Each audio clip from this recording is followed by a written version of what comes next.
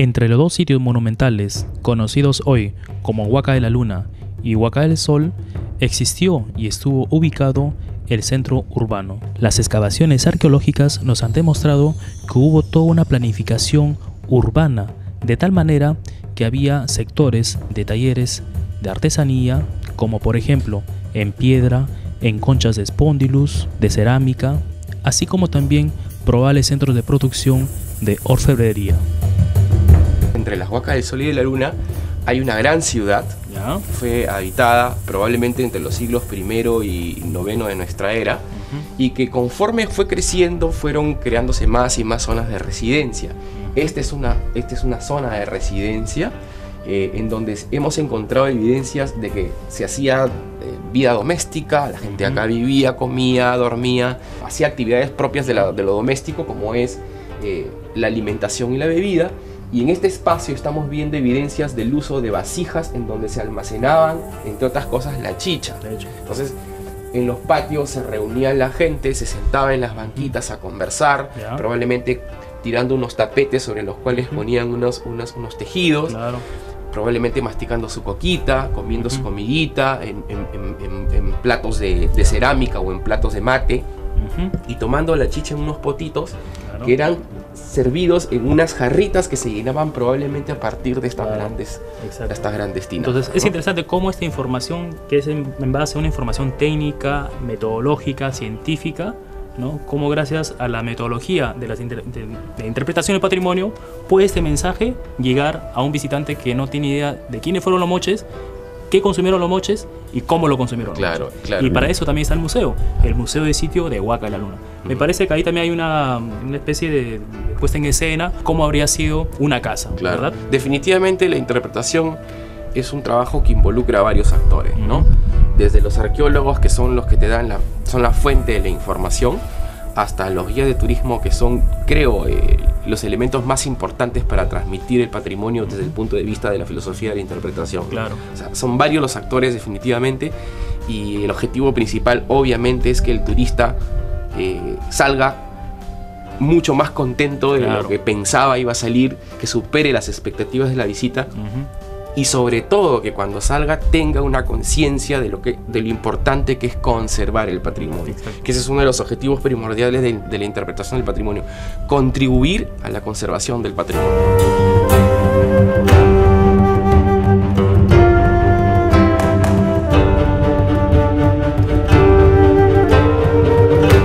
Bueno, Huaca Las Estrellas es el nombre con el que más se le conoce en arqueología arqueológica. La gente de la zona le dice más Huaca Chica o la Huaquita, quizá al compararlas con las dos grandes huacas que son la Huaca del Sol y de la Luna.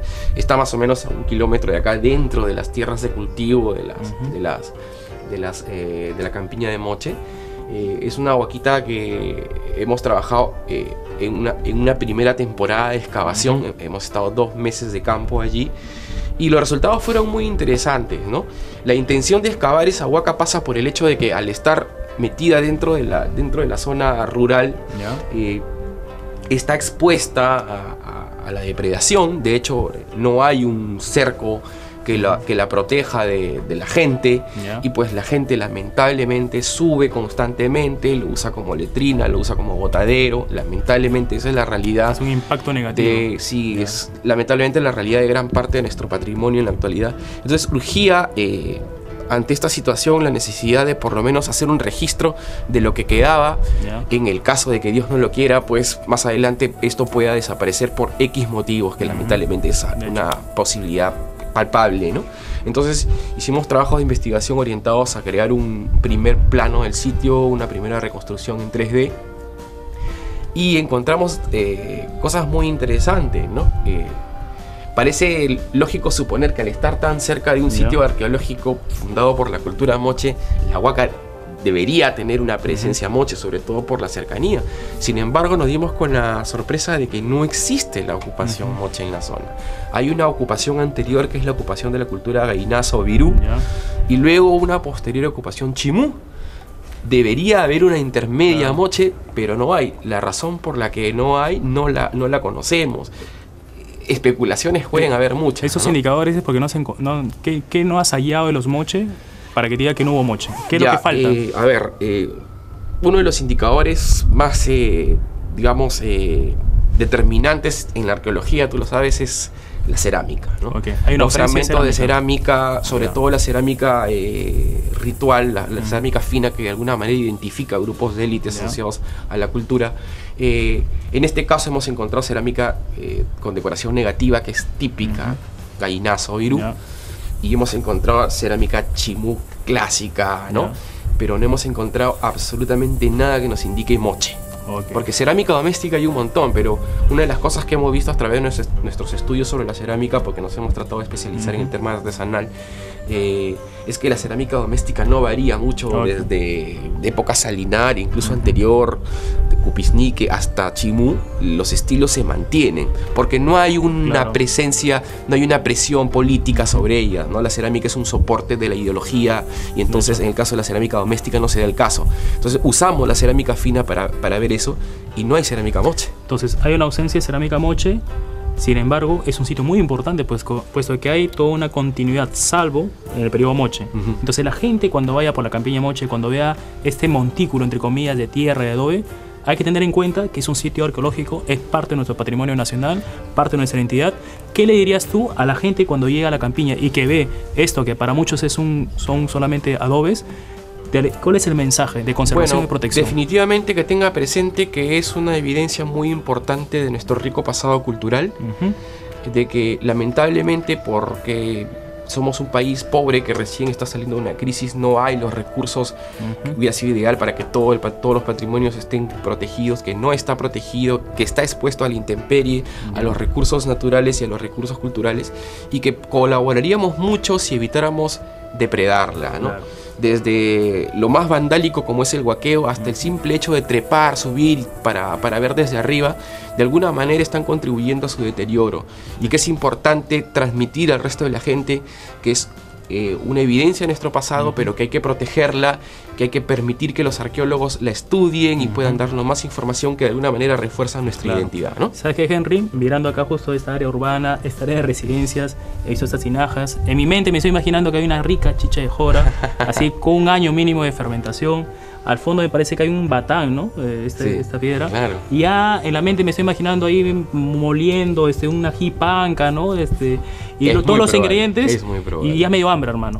Entonces, ya me dio hambre. Creo que es el momento ahorita de ir a la campiña, a ir a una buena ramada. Vámonos a la campiña a tomar una buena chicha y a comer una rica sopa teóloga. Exacto. Henry, igual, ha sido un placer verte. Muchas gracias. Estamos en el camino. Gracias a ti. Gracias a ustedes. Después de haber visto estos bajos relieves, estos lugares arqueológicos con mucha historia, con muchas tradiciones ancestrales, aún algunos lugares que tienen misterios a descubrir por los arqueólogos, ahora vamos a ir a algo más reciente, algo más cercano a nuestra identidad cultural. Vamos a un aspecto que tiene que ver con la artesanía. Y en el aspecto de la artesanía tenemos a la representante de este componente, a Yani Marshall. Buenos días, Yani. Encantado de volverte a ver. Hola, Víctor, ¿cómo estás? ¿Qué tal? Yani, explícame cómo funciona, cómo surge este componente. Sí, bueno, el componente del desarrollo comunitario en Huaca de la Luna nace en realidad de la necesidad de un proyecto arqueológico, científico, académico, que ha ido creciendo bastante. Ya tenemos 21 años de trayectoria, ¿no? Y si mal no recuerdo, porque ya cumplimos 22 este año en realidad. Entonces la idea era un poco que consolidemos de manera mucho más explícita la parte del desarrollo comunitario. El proyecto Huaca de la Luna tiene componentes con los que ya se trabaja desde hace años, que son el componente de investigación arqueológica y el componente de conservación, y el otro que es el de uso social. Claro. De manera paralela siempre se ha trabajado, pero de manera colateral, de alguna manera, en beneficiar de alguna forma a la población local, ¿no? Pero nunca se había hecho algo tan explícito como a partir del año 2008, que se presentó un primer proyecto a el Fondo de Contravalor Perú-Francia, quienes aprobaron un proyecto que contemplaba los componentes arqueología y conservación, pero además se agregó este nuevo componente, que es el componente de desarrollo comunitario, en el que contemplamos trabajar primeramente con los artesanos, que es un grupo de beneficiarios en realidad, porque en la campiña tienes varios grupos de beneficiarios con los que se puede ir trabajando poco a poco. Se decidió trabajar con ellos porque, como ustedes verán, aquí ya existe una plaza de artesanos en la Huaca y la idea era darle un poco más de forma a esto y darle un poco más de calidad también a los productos que se ofrecen aquí, ¿no?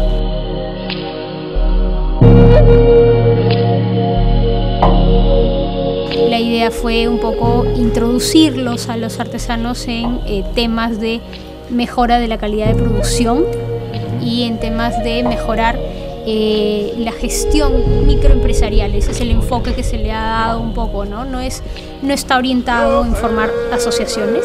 Ahora ya se dan, ellos mismos ya tienen la iniciativa, ya hay algunas asociaciones que se han formado de parte de ellos, pero en principio siempre ha sido impulsarlos como microempresarios artesanales, ¿no?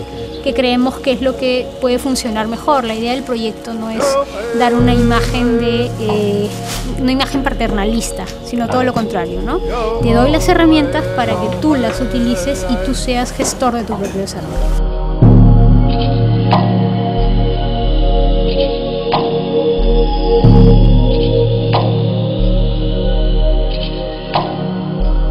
Nosotros empezamos en el 2008 con 55 artesanos, en realidad.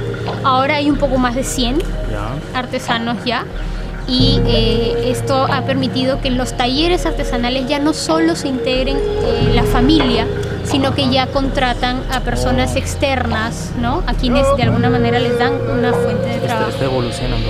Exacto. Y específicamente creo que están trabajando en cerámica, madera. Sí. Tenemos varias líneas, pero las más populosas, digamos, son la principal es la de cerámica, ¿no? Por obvias razones, claro, los moches. Una tradición. Así es. Luego tenemos cuero, madera, mate, textiles, ¿no? Esas son, digamos, que las más principales, ¿no? Y la idea es un poco también, bueno, el primer proyecto que te comentaba que hicimos con el Fondo de Contralor fue el primero, y luego concursamos hacia la convocatoria que hace Fondo Empleo todos los años. Nosotros ganamos el 9º concurso que hizo Fondo Empleo, y en ese proyecto, que también duró 2 años más, hubo una continuidad, y lo que empezamos a hacer ahí es empezar a trabajar por líneas artesanales de las que ya teníamos identificadas, ya no con cursos de capacitación, sino con asistencias técnicas para fortalecer a cada uno de los artesanos de acuerdo a sus propias necesidades, ¿no? Dime, el impacto en los artesanos, ¿cuál ha sido el impacto? ¿Ellos se sienten bien? ¿Están adoptando esas nuevas formaciones que les están brindando? ¿Cómo están reaccionando? Así es. Bueno, de principio a todos nos asusta el cambio, ¿ya? ¿no? Cuando te proponen a ti algo nuevo, siempre lo piensas un poquito, ¿no? Y reacciones diversas, como en todos lados, en todo grupo humano, siempre las reacciones van a ser diversas. Unos las toman muy rápidamente y empiezan a evolucionar, otros se van quedando en el camino, ¿no? Y a otros les cuesta un poco más irse acoplando a estos cambios, ¿no? La idea es seguir trabajando con ellos, ¿no? La idea es seguir presentando proyectos a otros financiadores para seguir trabajando y seguir mejorando la calidad de la artesanía en la campiña. Y el impacto en el visitante, cuando viene acá a Huaca de la Luna, viene a comprar y llevarse un recuerdo, una artesanía. ¿Qué es lo que más buscan acá? ¿Qué es lo que identifica con lo que han visto en Huaca de la Luna, con lo que ellos esperan llevarse de acá? Bueno, generalmente lo primero que van a ver y les va a impactar son los frisos de cerámica, porque es lo que acaban de ver en Huaca de la Luna. Pero en realidad todos los artesanos aquí, lo que impulsamos en ellos es que todos los productos que se vendan aquí, independientemente de la línea que sean, tengan identidad, ¿no? Que cuando un visitante llegue a Huaca de la Luna no sienta que se está llevando alguna chaquirita o cualquier producto que lo pueda encontrar en cualquier esquina o en cualquier universidad donde encuentras lo mismo siempre, sino que se destaquen por vender algo diferente y producido por ellos mismos, ¿no? Y dime, cuando la gente viene acá a la Huaca de la Luna a veces va a la campiña también. Y en la campiña también hay otros centros artesanales donde la gente puede ofrecer los talleres. Sí, en el primer proyecto que te comentaba que hicimos con Fondo Contravalor, nosotros también impulsamos el desarrollo de una ruta artesanal en la campiña de Moche. ¿Para qué? Para darle una mayor riqueza al producto turístico que es Huaca de la Luna, que es lo que estamos trabajando en realidad por fortalecer un producto turístico basado en el protagonista, que es Huaca de la Luna, ¿no? Y la idea aquí, la idea con todos estos proyectos que hacemos de involucrar a la campiña de Moche es un poco ampliar el tiempo de visita en la campiña, ¿no? Normalmente cuando un visitante llega a Huaca de la Luna se queda un promedio de 2 horas, tú lo debes conocer mejor que yo, de 2 a 2 horas y media como máximo, estirándolo si visitan el museo.